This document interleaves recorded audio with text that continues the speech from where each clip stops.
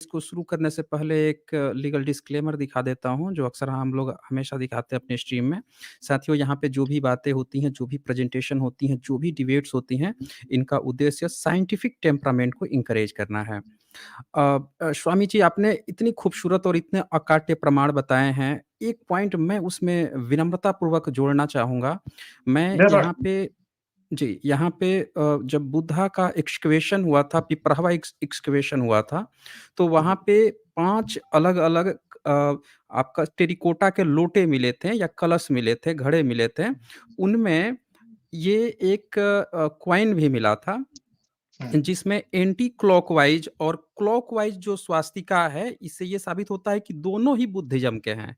मतलब anti clockwise तो है ही है, और जो क्लॉकवाइज़ स्वास्तिका है वो भी बुद्धिज़्म का है, वो बुद्धा के बोन्स के साथ, यहाँ बुद्धा का नाम भी लिखा हुआ मिला है, यहाँ राइट साइड में हम सभी देख सकते हैं। यानी कि दोनों ही स्वास्तिक चाहे क्लॉकवाइज़ हो, एंटी दोनों ही बुद्धिज़्म के ही हैं।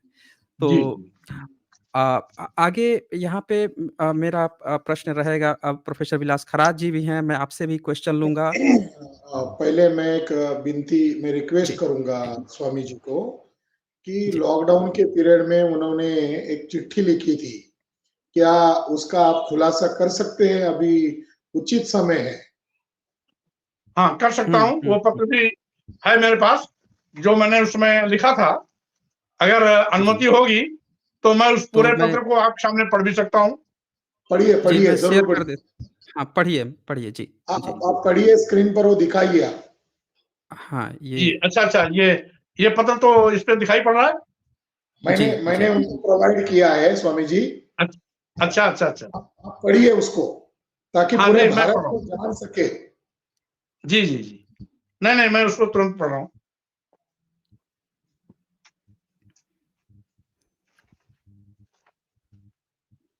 मैंने अयोध्या में राम मंदिर बनने के पूर्व, शिलान्यास के पूर्व, मैंने माननीय प्रधानमंत्री जी को जब उसका भूमि पूजन करना था, तब उस पे मैंने पत्र लिखा था। शिलान्यास करने के समय माननीय प्रधानमंत्री जी को पत्र भेजा था 24 जुलाई 2020 को। माननीय प्रधानमंत्री भारत सरकार महोदय, कृपा पूर्वक अवगत कराना है कि माननीय सर्वोच्च न्यायालय के आदेशानुसार अयोध्या में श्री राम का भव्य व विशाल मंदिर के निर्माण हेतु जमीन के समतलीकरण व खुदाई का कार्य गठित न्यास के महामंत्री की देखरेख में चल रहा है। समतलीकरण में खुदाई कार्य के दौरान वहां पर बड़े पैमाने पर प्राचीन व पुरातात्विक महत्व के अवशेष प्राप्त हो रहे हैं, जिसका फोटो व वीडियो स्वयं न्यास के महामंत्री ने मोबाइल एवं प्रेस के माध्यम से सार्वजनिक भी किया है। यहाँ तक कि राम मंदिर ट्रस्ट ने इसे मंदिर का अवशेष व खंडित मूर्तियां भी बताया, जबकि ट्विटर पर हैशटैग बौद्ध स्थल अयोध्या हो रहा है तथा लोग दावा कर रहे हैं कि खुदाई में मिले अवशेष बौद्ध धर्म से जुड़े हैं। यहाँ तक कि बड़े पैमाने पर ट्विटर यूजर ने यूनेस्को से इसकी निष्पक्ष खुदाई की मांग भी की है। मंदिर निर्माण स्थल पर मिले अवशेषों में धम्मचक्र और स्तूप भी मिले हैं, जो बौद्धकालीन अवशेष के जीवंत साक्ष्य हैं। यहाँ यह भी अवगत कराना है कि साकेत एवं अयोध्या के गर्भ में हमारा गौरवमयी अतीत इतिहास छिपा है। यहाँ पर महाराजा चंद्रगुप्त विक्रमादित्य ने जहाँ एक ओर श्री राम का मंदिर एवं अनेक मंदिरों का निर्माण कराया था, वहीं दूसरी ओर महाराजा प्रसेनजित व सम्राट अशोक के कार्यकाल में बौद्ध मंदिर संघाराम विहार, जिसे वर्तमान में सुग्रीव पर्वत कहते हैं, अशोक स्तूप, जिसे मणि पर्वत कहते हैं, दातून कुंड, जिसे गणेश कुंड कहते हैं, कालकाराम विहार, अंजन वन, मृगदाव आदि प्रमुख बौद्ध स्थल भी निर्मित कराए गए थे। पुरातत्व अवशेष इन दोनों महापुरुषों में से किसी का भी हो, पुरातत्व अवशेष इन दोनों महापुरुषों में से किसी का भी हो सकता है, क्योंकि पुरातत्व अवशेष बुद्धकालीन है या रामकालीन है अथवा सम्राट अशोक कालीन है, यह तो पुरातत्व वेत्ता ही स्पष्ट कर सकते हैं। यहाँ पर यह भी अवगत कराना है कि कांग्रेस के शासनकाल में भी अयोध्या में पुरातत्व विभाग के देखरेख में कई बार खुदाई कराई जा चुकी है, किंतु प्रत्येक बार खुदाई में बुद्ध एवं बौद्ध संस्कृति से जुड़े अवशेष मिलने पर बीच में ही पुरातत्व विभाग द्वारा खुदाई बंद करा दी गई थी। वर्तमान में खुदाई व संतुलीकरण का कार्य पुरातत्व विभाग नहीं अपितु राम मंदिर ट्रस्ट करा रहा है। इसलिए मिलने वाले पुरातत्व अवशेषों पर तथ्यात्मक जानकारी नहीं मिल पा रही है, क्योंकि इसकी विशेषता तो पुरातत्ववेत्ताओं व इतिहासकारों को ही है, न कि इसके इतर किसी अन्य को। मंदिर निर्माण हेतु खुदाई व संतुलीकरण का कार्य भले ही राम मंदिर ट्रस्ट द्वारा कराए, किंतु पुरातत्व विभाग की मौजूदगी में हो, जिससे कि खुदाई में मिलने वाले अवशेष को संरक्षित किया जा सके।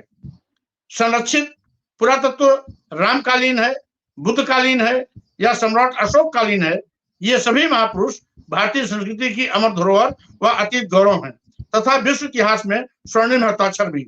इसलिए इन महापुरुषों में से किसी से भी संबंधित पुरातत्व अवशेष अपने आप में अत्यंत महत्वपूर्ण है।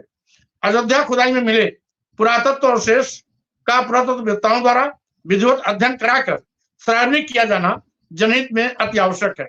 मुझे पूरा विश्वास है कि मेरे अनुरोध पत्र का संज्ञान लेते हुए कदाचित अयोध्या खुदाई में पुरातत्व विभाग को सम्मिलित करने एवं खुदाई में मिलने वाले पुरातत्व अवशेषों को संग्रहालय बनाकर सुरक्षित करने हेतु आवश्यक निर्देश देने की कृपा करेंगे।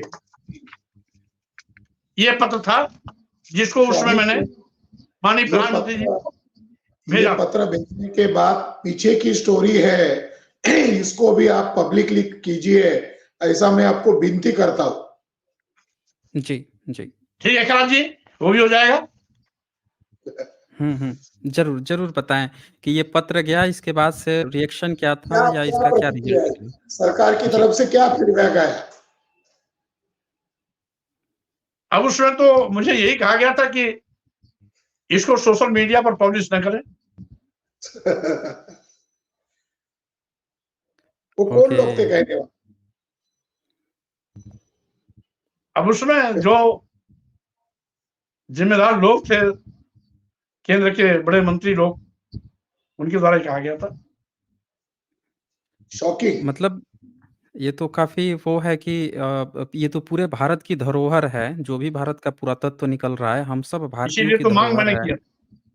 जी जी, तो इसको फिर छुपाना तो कहीं से भी सही नहीं है, ये तो सार्वजनिक होना चाहिए। नहीं छुपाना तो बात नहीं, क्योंकि जहां से कार्रवाई होनी चाहिए थी मैं उसी उचित स्थान पर इसको भेजा था, लेकिन उचित स्थान पर इसकी गंभीरता को लोगों ने महत्व नहीं दिया।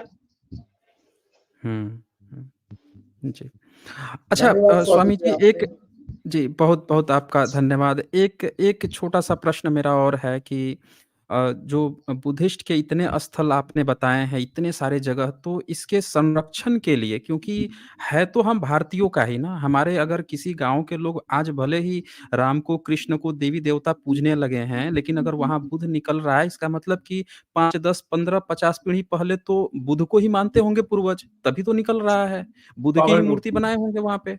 तो जब हमारी ही धरोहर है तो उसके संरक्षण के लिए क्या कुछ किया जा रहा है या क्या किया जा सकता है? जी देखिए, अधिकतम अभी तक तो जो स्थिति है, अधिकतम इन सभी ऐतिहासिक स्थलों का जिसका मैंने जिक्र किया, पुरातत्व विभाग द्वारा वो सुरक्षित है। इसलिए निजी तौर पर अगर वहां कुछ करना भी चाहे तो नहीं कर सकता है, उनकी देखरेख में है, उनके द्वारा सुरक्षित किया गया है। अधिकतम जगहों पर उनकी बैरिकेटिंग भी है। तमाम ऐसे भी कुछ ऐतिहासिक स्थल हैं जहां पर बड़े पैमाने पर कुछ अवैध कब्जे भी हुए हैं, लेकिन ऐतिहासिक साक्ष्य आज भी उपलब्ध है। जी जी, बहुत-बहुत शुक्रिया आपका स्वामी जी, आपने अपना समय दिया और काफ़ी खूबसूरती से आपने ये सारी जानकारियाँ दी, और ये काफ़ी अच्छी बात है कि इस पर आपने आवाज़ उठाई है, जो देखा जाता है कि बहुत कम लोग उठाते हैं और ये अछूते रह जाते हैं टॉपिक, तो इसके लिए हम लोगों को काफ़ी खुशी है कि आपने इस मुद्दे को उठाया है। मैं आगे इस सेशन को बढ़ाते हुए विलास खरात जी से मेरा प्रश्न रहेगा कि अभी ज्ञानवापी का जो मुद्दा चल रहा है और वो बहुत हाइलाइटेड किया गया है और उसको बताया जा रहा है। अभी एएसआई की रिपोर्ट आई है, जो बता रही है कि इसके पहले वहाँ मंदिर था। तो इस पे मैं आपकी प्रतिक्रिया जानना चाहूँगा कि क्या इसका ऐतिहासिक सच है? ज्ञान का और ब्राह्मण का कोई संबंध है? ज्ञान का और ब्राह्मण का तो मुझे नहीं लगता कोई संबंध है। और ज्ञान से सूचक जो शब्द है वो बुद्धिज्म से जुड़ा हुआ है। वापी जो शब्द है ये अशोका के अभिलेख में भी मिलता है। तो ज्ञान का संबंध बुद्धिज्म के साथ है। वापी जो शब्द है, बोध गया के पास एक गुफा है, बराबर गुफा, वहां एक कुआं जिसको वापी कहा गया है। तो ये बौद्ध गुफाओं के साथ जुड़ा होता था, विहारों के साथ जुड़ा हुआ होता था।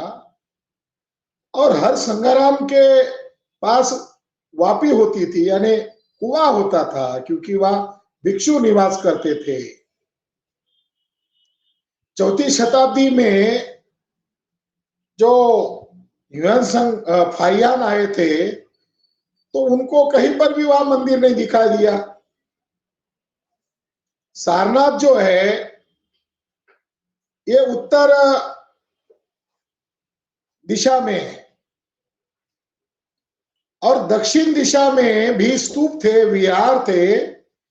इसकी साक्ष्य ह्यूएनसांग भी देता है। जो वर्तमान में विवाद चल रहा है वो दक्षिण दिशा की तरफ, यानी दक्षिण काशी में चल रहा है। 7वीं शताब्दी में वहां कोई मंदिर मौजूद नहीं थे, वहां विहार ही था और उस विहार का नाम आनंदवन था। ये ह्यूएनसांग के साक्ष्य से पता चलता है। और उन्होंने ये भी कहा कि ये महान राजा सम्राट अशोक द्वारा निर्मित विहार है।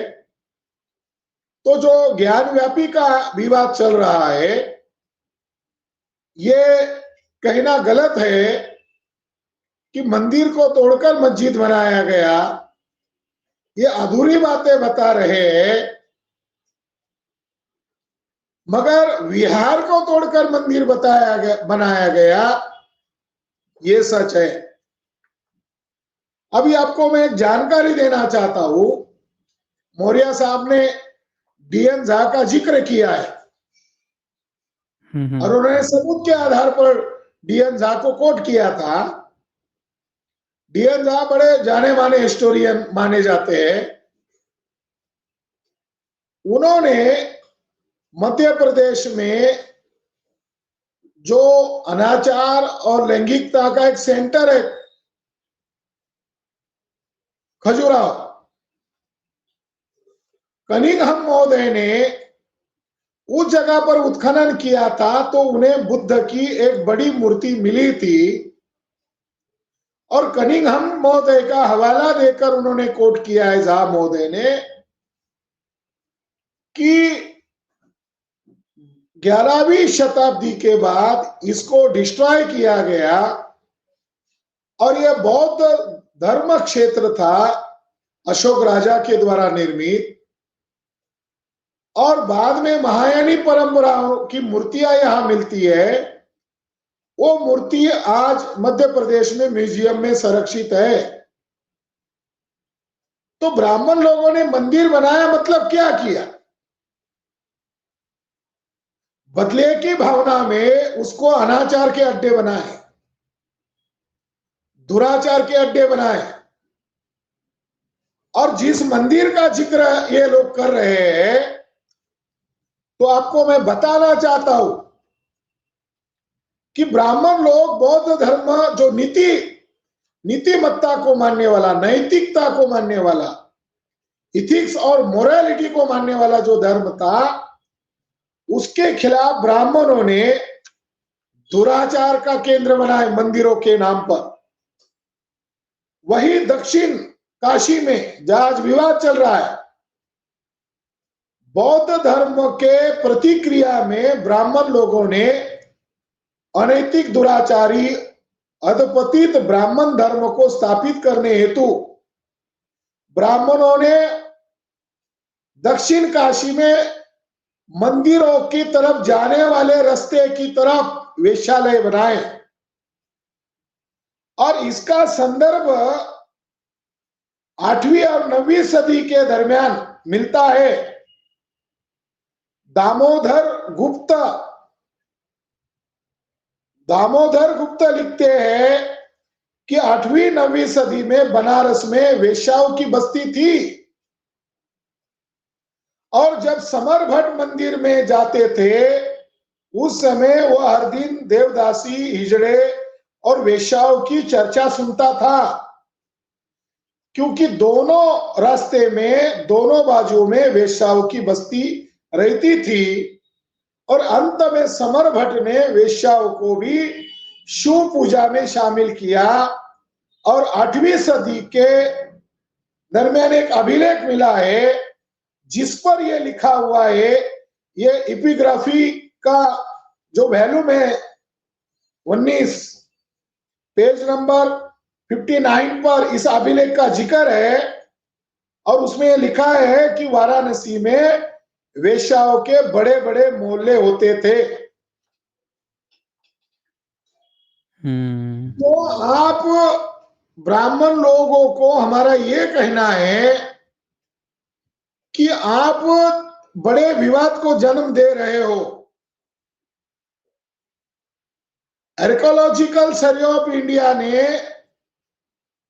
एपिग्राफी के जो वॉल्यूम छापे हैं उस वॉल्यूम में जिक्र है कि 9वीं शताब्दी में ब्राह्मणों ने वाराणसी में वेश्याओं के अड्डे बनाए थे। तो ये किस आधार पर आप लोगों ने किया था? क्योंकि बौद्ध धर्म नैतिकता को मानने वाला धर्म है, उसके प्रतिक्रिया में ब्राह्मणों ने ये किया। अब ज्ञान व्यापी का अगर मुद्दा लिया जाए तो गढ़वाल राजा जो राज्य करता था, गोविंद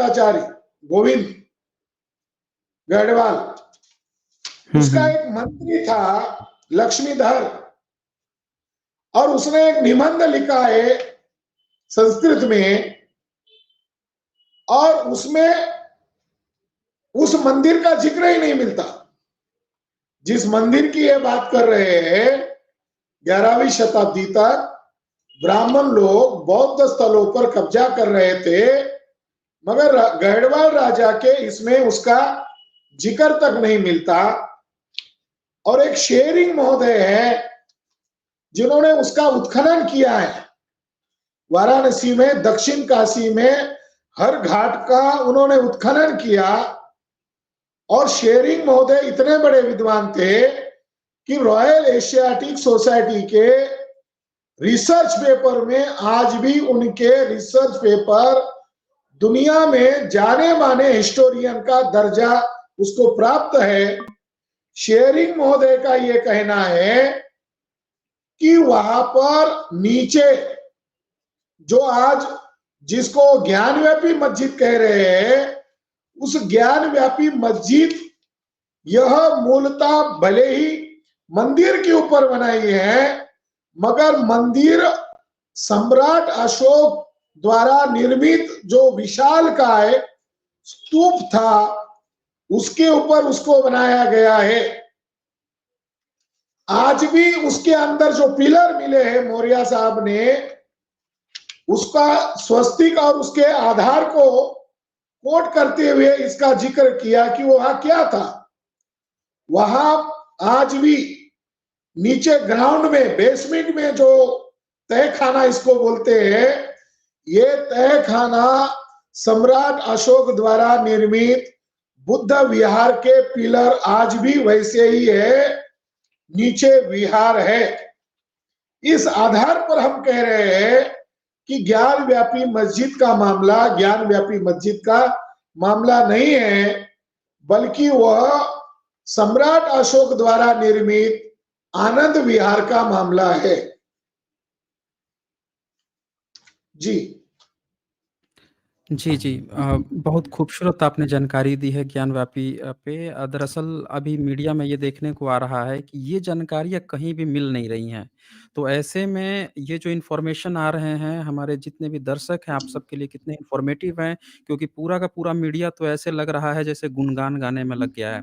मैं एक द इंडियन एक्सप्रेस की एक न्यूज़ आई है, वो यहाँ शेयर करना चाहूँगा। वो लिखते हैं कि ASI hands over Gyanvapi mosque report says prior Hindu temple existed tracing the RSS view on this dispute. और नीचे एक पॉइंट और ये लिखते हैं कि when the RSS took up the issue of the return of Hindu temples for the first time in 1959 only Kashi Vishwanath was mentioned and not Ram Janmabhoomi in Ayodhya और कृष्णा जन्मभूमि इन मथुरा।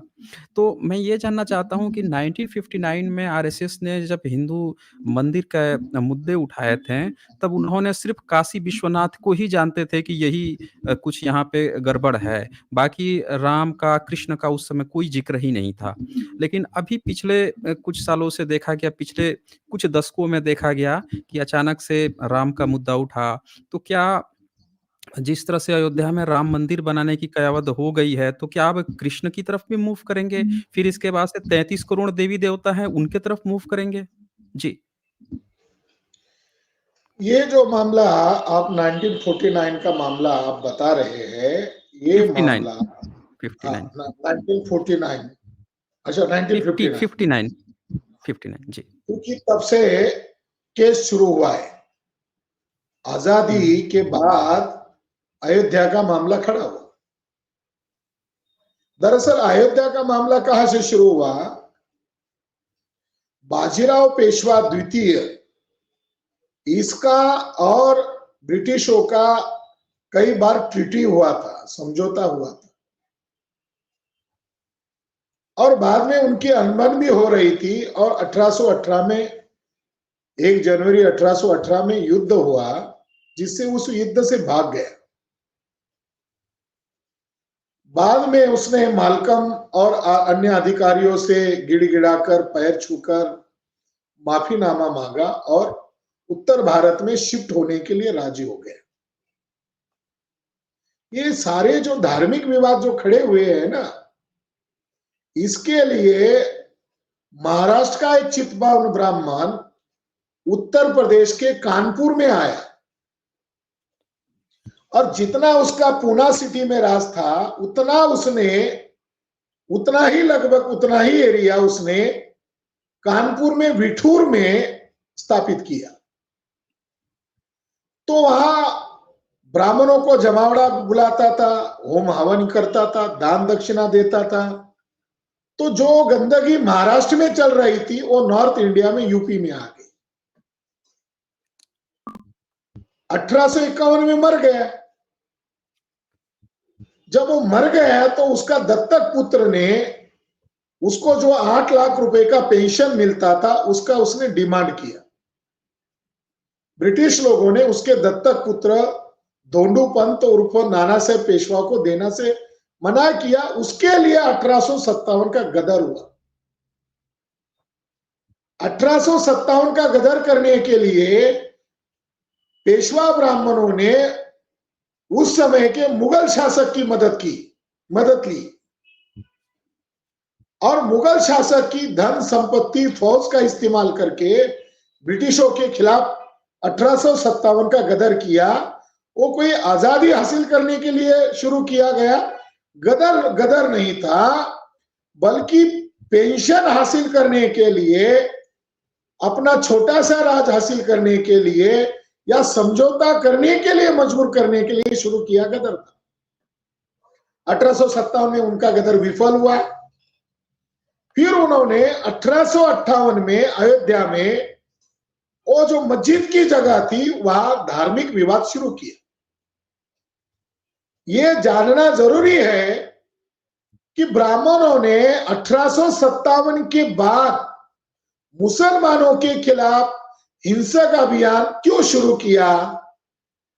तो रानी का डिक्लेरेशन ये था कि अब हम लोग शासन सत्ता करेंगे, मगर आपके धार्मिक मामले में हस्तक्षेप नहीं करेंगे।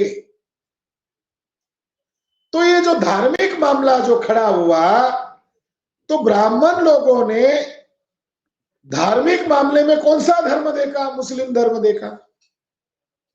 और उसके लिए जो मस्जिद की जगह थी, 1858-59 में पहला विवाद हुआ और वहां कुछ लोगों की हत्याएं तक हुई। ब्रिटिश लोगों को लगा इससे और बड़ा कोई संकट ना आ जाए, तो इसका समाधान कैसे करें। तो मिलिट्री के बड़े इंजीनियर थे, बड़े अफसर थे, कर्नल कनिंघम महोदय को उसकी जांच करने के लिए भेजा गया, जो आर्कियोलॉजिस्ट थे।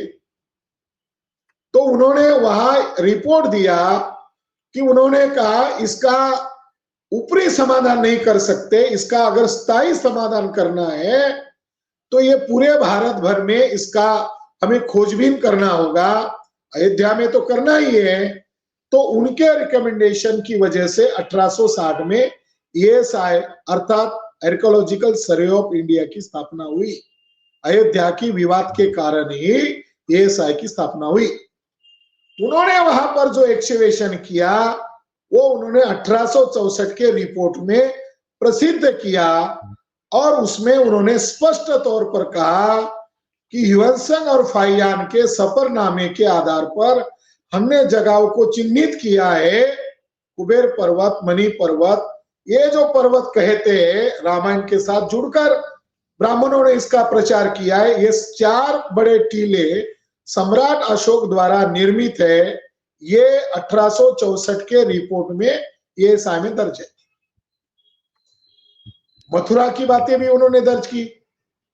1947 में ब्रिटिश लोग चले गए और 1947 तक ब्रिटिश लोगों ने ढेर सारे जगहों का उत्खनन किया, उसको प्रिजर्व करने का प्रयास किया और जो विवादित जगह थी उनके भी रिपोर्ट बनाकर रखे। तो पंडित जवाहरलाल नेहरू ने इन 1949 को 22-23 दिसंबर मध्य रात को वहां का फैजाबाद जिले का जो कलेक्टर था उसके हाथों से रात के 12 और 1 बजे के दरमियान उसके अंदर रामलला की मूर्ति रखवाई। ये विवाद कांग्रेस के नेहरू ने करवाया और वो विवाद वहां से शुरू हुआ। जब इलाहाबाद हाई कोर्ट में जब केस चल रही थी तब वकीलों ने, विरोधी वकीलों ने, किसी ने वहां डिमांड किया कि उस समय जो विवाद हुआ रामलला की मूर्ति रखने के कारण, तो उस समय प्रधानमंत्री नेहरू थे, गृह विभाग उनके अंडर था, तो उन्होंने उत्तर प्रदेश सरकार के साथ जो कोई करस्पॉन्डेंट किया होगा वो कोर्ट में रखा जाए। और इलाहाबाद हाई कोर्ट ने मूर्ति रखने के बाद जो टेंशन का माहौल तैयार हुआ था, विवाद का मामला तैयार हुआ था, तो केंद्र से उत्तर प्रदेश में क्या करस्पॉन्डेंट हुआ, कौन सी जांच की गई, इसका फाइल मांगा गया। उत्तर प्रदेश सरकार ने खंगाला तो जवाब इलाहाबाद हाई कोर्ट में लिखित दिया है, सभी रिकॉर्ड मौजूद है, मगर वही फाइल गायब है।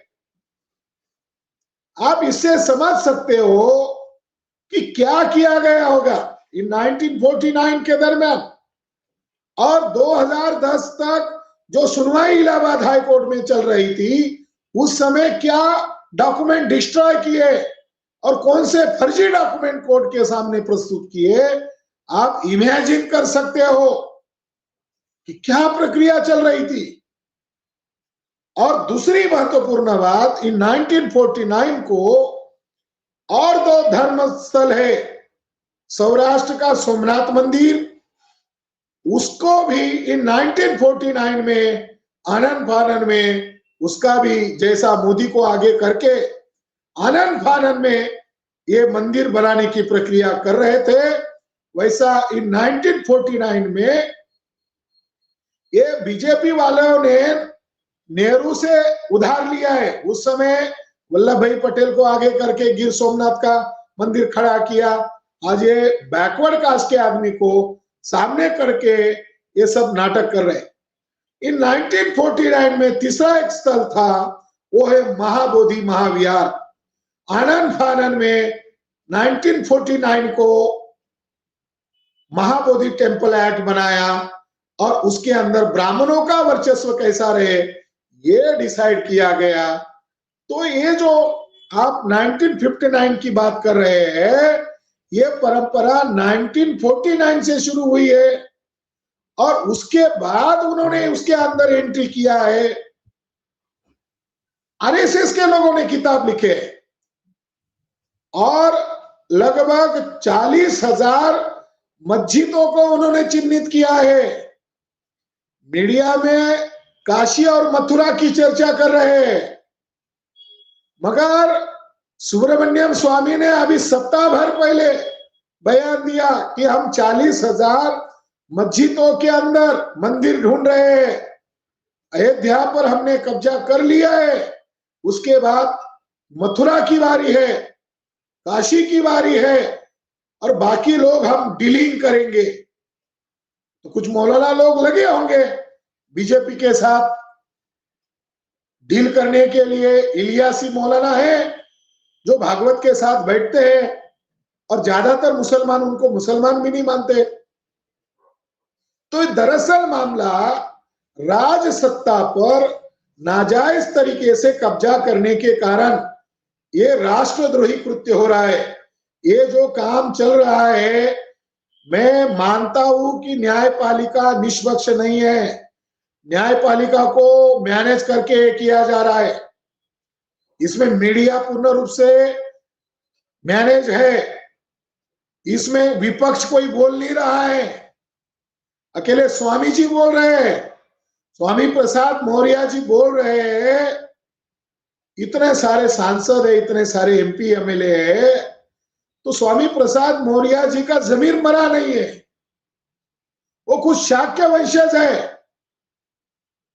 तो उनके अलावा कोई बोलते हुए नजर नहीं आता। सच्चाई जो है वो यही है कि मूल हमारी धरती है, मूल हमारे अशोक राजा के बनाए हुए विहार है और उनके ऊपर नाजायज तरीके से कब्जा किया जा रहा है।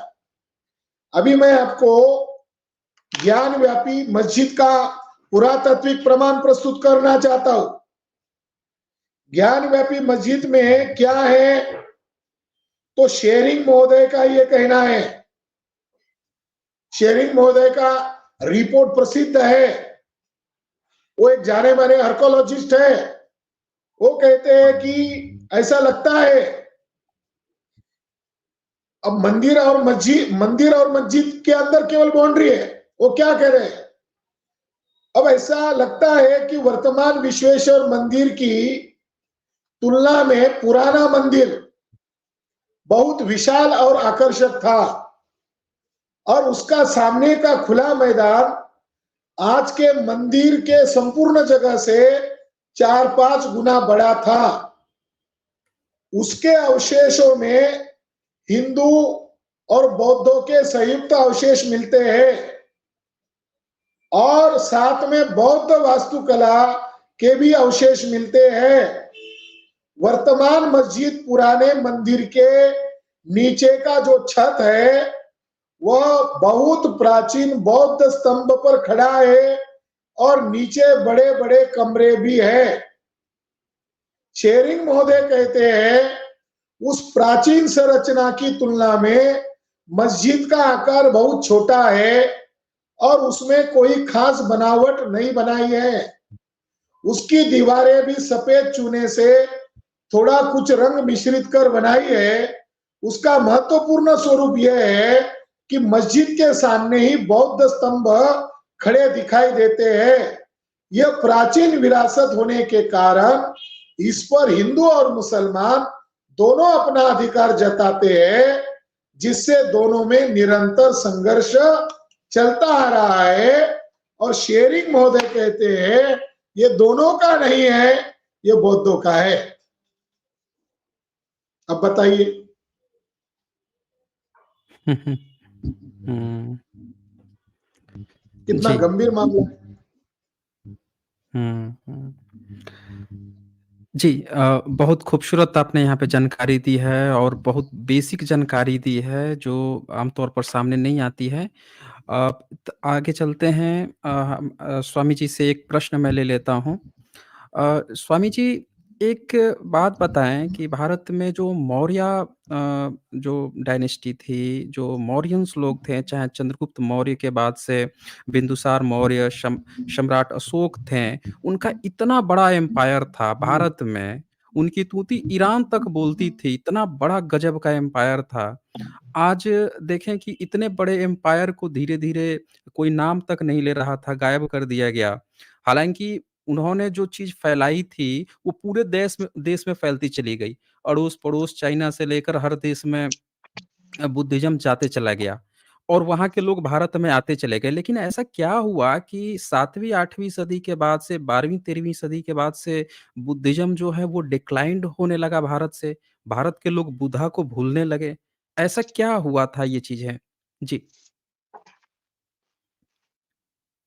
देखिए, जैसा कि मैंने संक्षेप में आपको इंगित किया था कि जहाँ बहुत से राजवंश जो बौद्ध धर्म मतावलंबी थे, बौद्ध धर्म को मानते थे और बुद्ध के विचारों का आचरण भी करते थे, उसमें हर एक वंश में बिम्बिसार, अजातशत्रु, उदयन प्रमुख नाम है। इसी प्रकार से शिशुनाग राजवंश में शिशुनाग, कालाशोक, नंदीवर्धन, महानंदी प्रमुख हैं। फिर उसके बाद ईसा पूर्व 343-321 के बीच में नंद वंश आता है, जिसमें महापद्मनंद सहित घनानंद यानी कुल 9 राजा शासन में आते हैं। इसके बाद मौर्य साम्राज्य की शुरुआत होती है 321 297 ईसा पूर्व चंद्रगुप्त मौर्य के कार्यकाल से, जिसमें चंद्रगुप्त मौर्य, बिंदुसार, सम्राट अशोक, राजा दशरथ, संप्रति, शालिशुक, देवबर्मन, सद्धन्वा, बृहद्रथ अंतिम मौर्य साम्राज्य थे, जिनका कार्यकाल था 152-185 ईसा पूर्व, और जिनका की इतिहास इस बात का साक्ष्य है कि उनका प्रधान सेनापति पुष्यमित्र शुंग सुप्तावस्था में उनकी हत्या कर दी थी और राज सत्ता को हथिया लिया था। और उसके बाद मौर्य साम्राज्य का पतन होता है, क्योंकि मौर्य काल में बौद्ध संस्कृति का बहुत विस्तार हुआ, यहां तक कि सम्राट अशोक ने 84,000 बौद्ध स्तूप भी बनवाए, जगह जगह बुद्ध के विचारों और दर्शन का शिलालेख भी बनवाया, और इसके साथ ही साथ कल्याणकारी योजनाएं भी बहुत से संचालित कराए। कुल मिलाकर के वह बौद्ध दर्शन के लिए पूरी निष्ठा ईमानदारी से तन मन धन से काम किए। नतीजा है कि वह उसमें ऊंचाइयों के शिखर पर पहुंचा। लेकिन पुष्यमित्र शुंग इतिहास में जिसे ब्राह्मण बताया गया है, सुप्तावस्था में उनकी हत्या करके सत्ता हथिया ली और उसके बाद बड़े पैमाने पर बौद्ध स्तूपों, बौद्ध मठों, बुद्ध विहारों पर हमला हुए, बड़े पैमाने पर क्षतिग्रस्त किया गया। यहां तक कि इतिहास ये भी प्रमाण देता है कि पुष्यमित्र शुंग ने अपने शासनकाल में सत्ता हथियाते ही एक शासनादेश जारी किया था, जो एक बौद्ध का सिर काट के लाएगा उसे 100 स्वर्ण मुद्राएं दी जाएंगी। स्वाभाविक रूप से सत्ता शीर्ष पर बैठा हुआ कोई भी राजा इस प्रकार का अगर आदेश जारी करता है तो नरसंहार स्वाभाविक है। और इसका भी एक लंबा इतिहास है, हम उस इतिहास में नहीं जाना चाहते, लेकिन इतना ही है कि स्वाभाविक रूप से ये बातें सब अतीत की थी। लेकिन वर्तमान में आज जिस तरीके से धर्म के नाम पर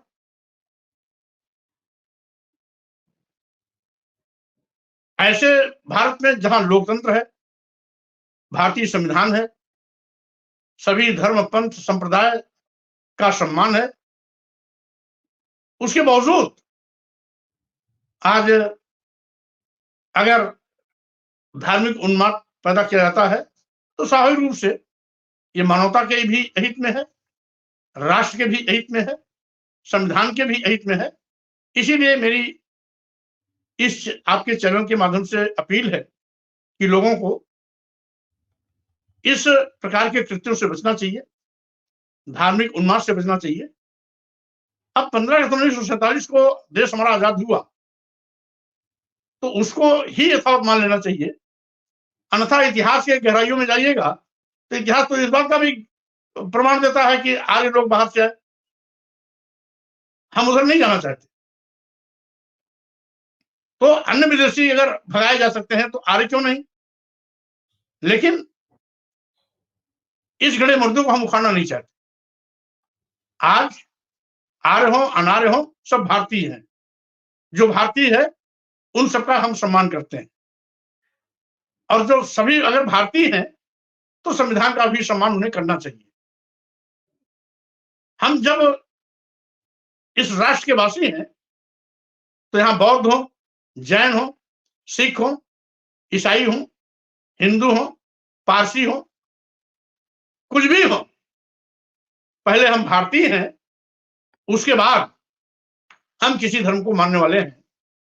यानी राष्ट्र के अंदर सभी धर्म, सभी वर्ण, सभी वर्ग, सभी जाति, सभी पंथ, सभी संप्रदाय समाहित है। तो स्वाभाविक रूप से सबसे बड़ा हमारा राष्ट्र धर्म है, तो उस राष्ट्र धर्म का पालन करते हुए हमें सांप्रदायिक सौहार्द बनाए रखने का काम करना चाहिए, हिंसा से दूर रहना चाहिए। यही बुद्ध का संदेश भी था। और साथ ही साथ हमें मानव एक समान की विचारधारा को आगे बढ़ाते रहना चाहिए, जिससे कि भारत जिसके लिए जाना जाता है वसुधैव कुटुंबकम, यानी पूरी वसुंधरा हमारा परिवार है, पूरी धरती हमारा परिवार है, यानी पूरा विश्व हमारा परिवार है। इस संस्कृति को अक्षुण्ण बनाए रखना चाहिए। इसी के साथ ही साथ थोड़ा सा मैं इधर भी बताना चाहूंगा कि उसके बाद कुषाण काल प्रारंभ होता है। फिर उसके बाद भी जो राजा तमाम शासक पैदा हुए, चाहे हर्षवर्धन रहे हो, पाल वंश रहा हो, पाल वंश में करीब 1 दर्जन से ज्यादा शासक रहे हैं, कोंकण के मौर्य रहे हैं, फिर उसके बाद आपके चित्तौड़गढ़ के मौर्य रहे हैं, फिर उसके बाद आपके गोपगिरी कान्यकुब्ज जी के मौर्य रहे हैं, आज इस तरीके से लगभग यह 7वीं 8वीं शताब्दी तक ये बौद्ध शासनकाल चला आया है। तो आज क्या था हम उस पर नहीं जाना चाहते, जो है हमें इसका सम्मान करते हुए स्वीकार करना चाहिए, जिससे कि आपसी भाईचारा बना रहे और देश भी अक्षुण्ण रहे। अब स्वाभाविक रूप से जब सत्ता आती और जाती है तो उसमें कुछ परिवर्तनकारी ऐसे लोग थे जो राजवंश को प्राथमिकता देते थे। लेकिन जितने शासकों का मैंने नाम लिया, ये सब ज्यादातर लोकतंत्र में विश्वास करते थे, क्योंकि बुद्ध काल से ही लोकतंत्र की शुरुआत हो गई थी। खोड़स महाजनपद वो लोकतांत्रिक राज्य होते थे, जनपद कहा जाता था, लेकिन वो सब अपने अपने में एक स्वतंत्र राज्य थे, उनका अपना एक शासन था, सबकी अपनी राजधानी थी। तो खोड़स महाजनपद से इतिहास इस बात का प्रमाण देता है कि लोकतांत्रिक व्यवस्था की शुरुआत होती है, वो पुष्पित पल्लवित होती चली आई है, आज भी प्रत्यक्ष अप्रत्यक्ष रूप से है। और भारतीय संविधान के माध्यम से भी बहुत कुछ बौद्ध का दर्शन झलकता है। जैसे राष्ट्रीय झंडे पर भगवान बुद्ध का जो धम्म चक्र था, आज भी वो धम्म चक्र लहराता है। सम्राट अशोक के जमाने का जो राष्ट्रीय पक्षी मोर था, आज भी वो राष्ट्रीय पक्षी मोर है। उस समय जो राष्ट्रीय पशु शेर और बाघ था, आज भी वो पशु शेर और बाघ है। तो आज भी इतना विलुप्त होने के बावजूद भी हमारे अतीत इतिहास आज भी जिंदा हैं। व्यवहारिक रूप में हम तमाम भारत के लोग बौद्ध से तथाकथित हिंदू भले हो गए, लेकिन संस्कार आज भी बुद्ध के हैं। आज भी उनके जो सामाजिक रहन सहन, खान पान, उठना बैठना, एक साथ भोजन करना, आज भी ये बुद्ध संस्कृति की देन है। आज भी लोग बुद्ध की संस्कृति को ही फॉलो करते हैं व्यवहारिक जीवन में। और रही बात, ये तो कई बार आ चुका, हिंदू धर्म नाम का कोई धर्म नहीं है, क्योंकि हिंदू शब्द की व्याख्या इनके मनोवादी व्यवस्था के तहत जो रचना किए गए साहित्य हैं, चाहे वाल्मीकि रामायण हो, वेद हो, पुराण हो, और इसके साथ ही साथ महाभारत हो, गीता हो, कहीं भी हिंदू शब्द का प्रयोग नहीं हुआ। यहां तक कि लेटेस्ट जो हिंदू तथाकथित हिंदुओं में सबसे प्रचलित पुस्तक है रामचरितमानस, उस रामचरितमानस में भी हिंदू शब्द का प्रयोग नहीं हुआ। मनुस्मृति में भी हिंदू शब्द का प्रयोग नहीं हुआ है। तो जब रामचरितमानस में हिंदू शब्द का प्रयोग नहीं है और मनुस्मृति में हिंदू शब्द का प्रयोग नहीं है, वाल्मीकि रामायण में हिंदू शब्द का प्रयोग नहीं है, गीता महाभारत में हिंदू शब्द का प्रयोग नहीं है, तो हिंदू धर्म कैसे? वो तो ब्राह्मण धर्म है। ब्राह्मण धर्म इसलिए उसको हिंदू धर्म कहते हैं जिससे कि ब्राह्मण धर्म अल्पसंख्यक न मान लिया जाए। क्योंकि अगर आज के परिप्रेक्ष्य में 1933 की जाति जनगणना का हवाला लिया जाए तो ब्राह्मणों की संख्या 3.5% है। अगर इसको ब्राह्मण धर्म कहेंगे तो वो अपने आप में अल्पसंख्यक हो जाएगा, बहुसंख्यक बना रहे। इसीलिए वो शेष वर्ग को, क्षत्रिय को, वैश्य को, शूद्र को, सबको शामिल कर लिया और कहता हिंदू है, जबकि हिंदू शब्द का लिखत पढ़त में कोई धर्म नहीं है। ये तो माननीय सर्वोच्च न्यायालय ने भी स्वीकार किया। यहाँ तक कि इस बात को तो आरएसएस के प्रमुख मोहन भागवत ने भी स्वीकार किया। देश के प्रधानमंत्री नरेंद्र मोदी ने भी इस बात को स्वीकार किया कि हिंदू धर्म धर्म नहीं है, बल्कि जीवन जीने की एक शैली है। तो स्वाभाविक रूप से ये जिसको हिंदू धर्म कहते हैं वही ब्राह्मण धर्म है।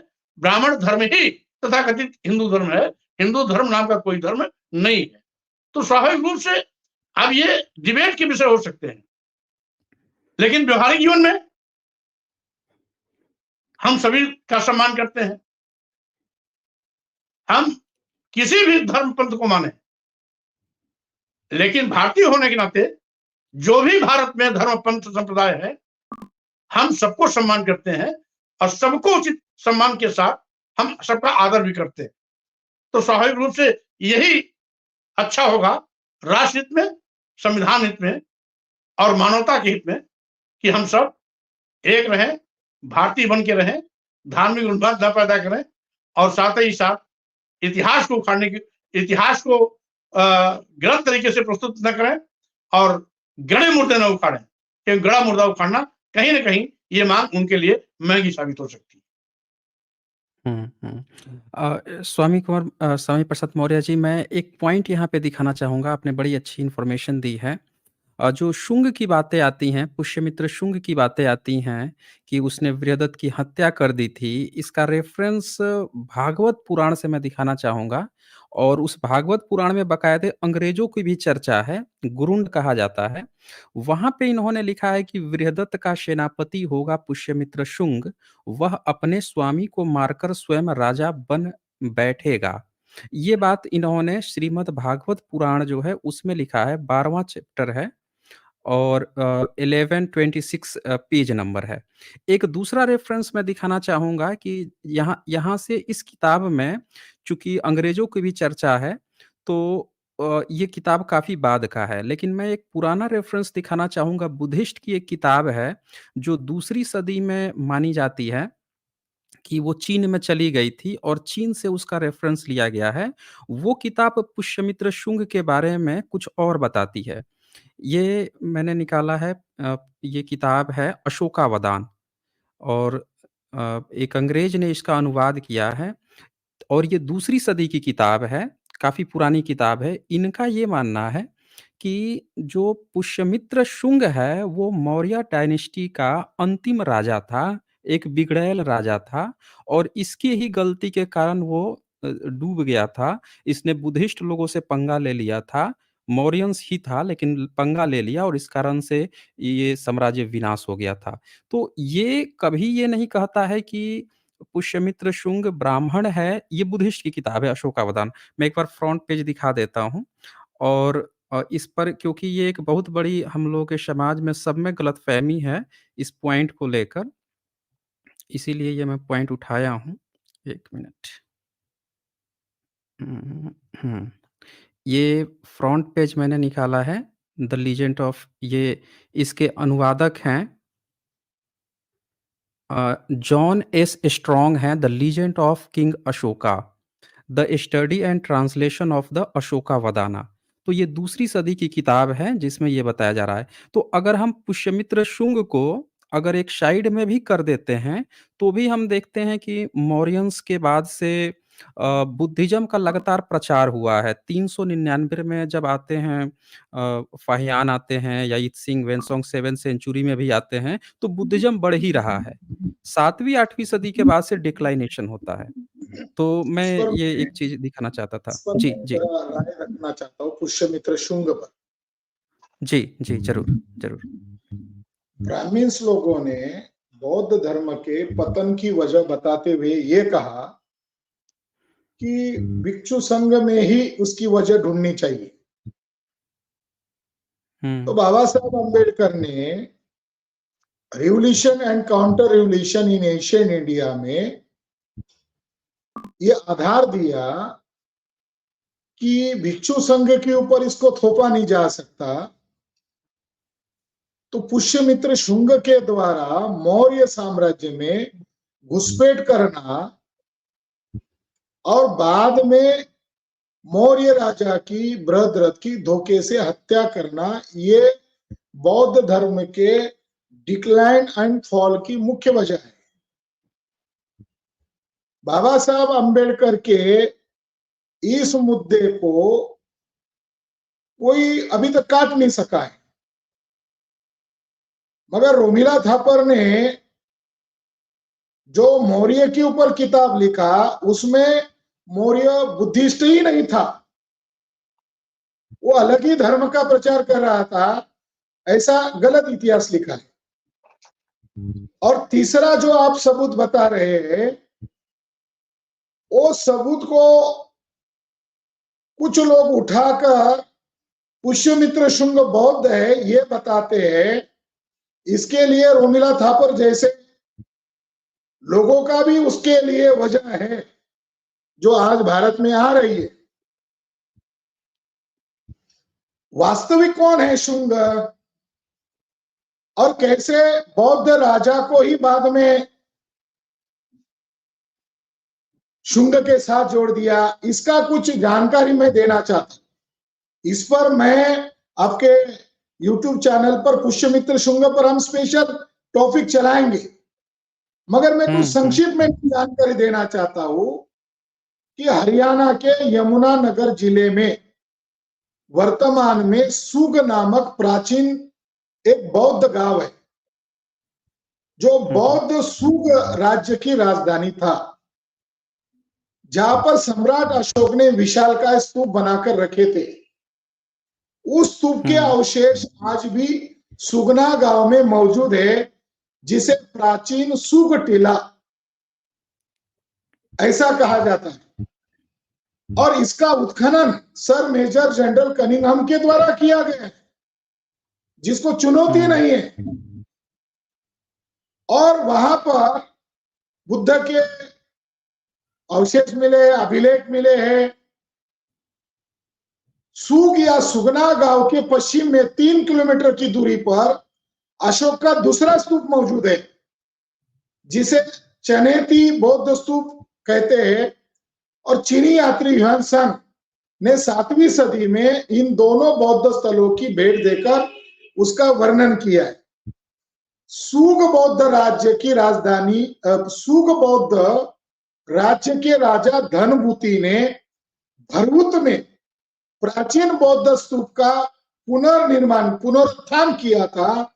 इसीलिए भरहुत स्तूप पर बौद्ध राजा सूग का नाम धम्म लिपि में लिखा गया है।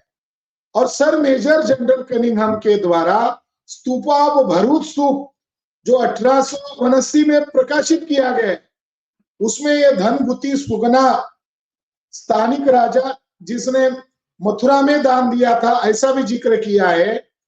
तो सूग को इन बदमाश ब्राह्मणवादी लोगों ने ऊपर बिंदी लगाकर सुंग कर दिया है। और बाद में सूग को बिंदी लगाकर सुंग कर दिया और बाद में हिंदी में उसको शुंग कर दिया।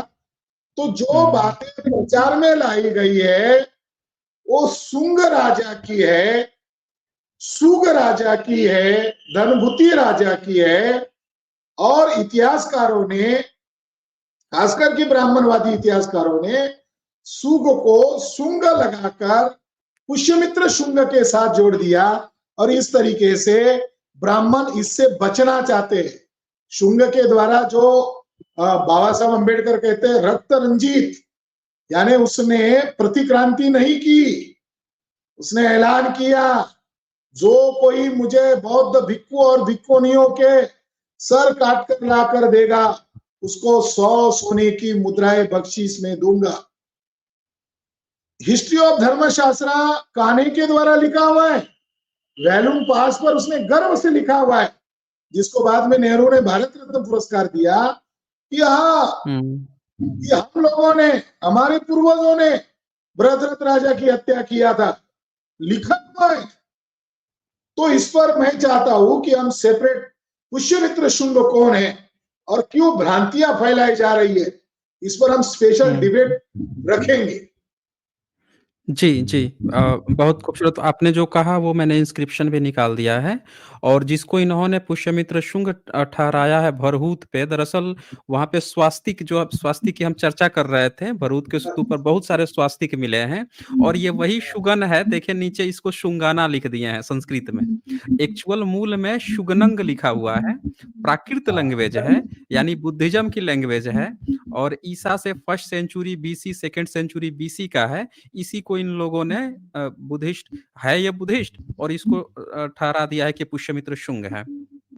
इसका उससे और कोई संबंध एक्चुअल नहीं। में, हाँ, एक्चुअल में पुष्यमित्र शुंग का कोई सबूत ही जो आर्कियोलॉजिकल है वो नहीं मिलता है। ब्रह्मण्यवादियों ने वो खड़ा किया है, ऐसा लगता है, प्रतीत होता है कि वहां पे वो अपने को एस्टेब्लिश करना चाहते हैं परशुराम की तरह, कि हम जो है हत्यारा दिखा दे पूरे बुद्धिज्म का। जी, बौद्ध धर्म को हिंसा के द्वारा पुष्यमित्र शुंग के द्वारा किया गया, ये इस बात को आप छुपाने के लिए सूग, धनभूति सूग को धनभूति गायब कर दिया, सूग के ऊपर बिंदी लगा दिया। स का उच्चारण संस्कृत में श होता है, जैसे अशोक, पाली में अशोक, हम हिंदी में उच्चारण करते हैं अशोक। तो सूग के ऊपर बिंदी लगाकर उसको शुंग घोषित कर दिया और ब्राह्मण बचना चाहते हैं। और कुल मिला के अगर हम शुंग को दरकिनार भी कर देते हैं तो भी हम देखते हैं कि उसके बाद से बुद्धिज्म तो राइज ही कर रहा है भारत में, क्योंकि बड़ी बड़ी यूनिवर्सिटीज आ रही हैं, इवन एलोरा केव्स बन रही है 6ठी सदी में। कि बौद्ध धर्म मौर्य काल में अफगानिस्तान के आगे चला गया था और पुष्यमित्र शुंग के द्वारा जो हिंसा अभियान चलाया गया तो उसके विरोध में विदर्भ के बौद्ध राजा भी इकट्ठा हुए, जो महाराष्ट्र नागपुर से जुड़े हुए हैं। और उधर ग्रीक से राजा मिलेंडर आया और राजा मिलेंडर ने पुष्यमित्र शुंग को मारा है, जो बुद्धिस्ट राजा था, और उसको भारतीय भाषा में मिलिंद राजा कहते हैं। वो बुद्धिज्म स्वीकार कर लिया था ना मिलिंद ने। जी, राजा मिलिंद ने मिलिंद बुद्धिज़्म थे, स्वीकार कर लिया था। जी, वो बुद्धिस्ट राजा था। तो बुद्धिस्ट राजा थे। जी, तो कुल मिला के कहने का मतलब ये है कि जो पुष्यमित्र शुंग का जो किरदार खड़ा किया गया है, हम लोगों के पास कोई भी आर्कियोलॉजिकल एविडेंस नहीं है और जो आर्कियोलॉजिकल एविडेंस ये दिखाते हैं, वो तो बुद्धिस्ट का है। ये तो बुद्धिस्ट का है ना, ये तो शुंगन का जिसको ये ज़बरदस्ती दिखा देते हैं कि यही पुष्यमित्र शुंग है। उसका कोई भी आर्कियोलॉजिकल एविडेंस हमें नहीं मिलता। लिटरेचर के माध्यम से जो पांडुराम कांडे भी हैं, उन्होंने धर्मशास्त्र जो लिखे थे, तो उनको तो मिल गया भारत रत्न दिलवा दिया गया उनको और उनकी बहुत सारी चीज़ें जो हैं वैसे हवा-हवाई ही हैं। तो ख़ैर ये मुद्दा है, मैं सबको यही अपडेट करना चाहता था कि जो एविडेंस आर्कियोलॉजिकल एविडेंस दिखाए जाते हैं जिसके, वो प्राकृत में यह लिखा आपने हुआ है अच्छा दोस्तों, आप किया देख सकते इसलिए हैं। पूछा था, जी। क्योंकि हाँ, हाँ। आपके ही एपिसोड का सहारा लेकर कुछ लोग भ्रांतियां फैला रहे थे। हुँ, हुँ, हुँ। जी। ज्ञान और में एक बढ़ोतरी होती है, हम लकीर के फकीर नहीं है। ज्ञान नहीं में है। जी। बढ़ोतरी होती है, ज्ञान में पतन नहीं होता। हुँ, हुँ, हुँ। जी। तो आगे बढ़ते हैं हम लोग और स्वामी जी ने बहुत अच्छी जानकारी दी है।